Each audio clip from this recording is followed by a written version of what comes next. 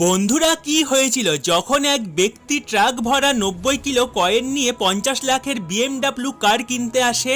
এই দেখে শোরুমের মালিক যা করলো তা দেখে আপনারা চমকে যাবেন, কিন্তু তার আগে চ্যানেলটি সাবস্ক্রাইব করে ভিডিওটিতে একটি লাইক করে দিন। এই ঘটনাটি চীনের, যখন BMW শোরুমে এক ট্রাক ড্রাইভার আসে আর একটি গাড়ি পছন্দ করে, তারপর যখন পেমেন্টের সময় আসে তখন ট্রাক ড্রাইভার বলে বাইরে আমার ট্রাক দাঁড়িয়ে আছে আর তার ভেতরেই টাকা আছে।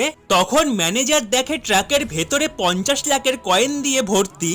তারপর ম্যানেজার মালিকের সাথে কথা বলে, মালিক কয়েন নিতে মানা করে দেয়।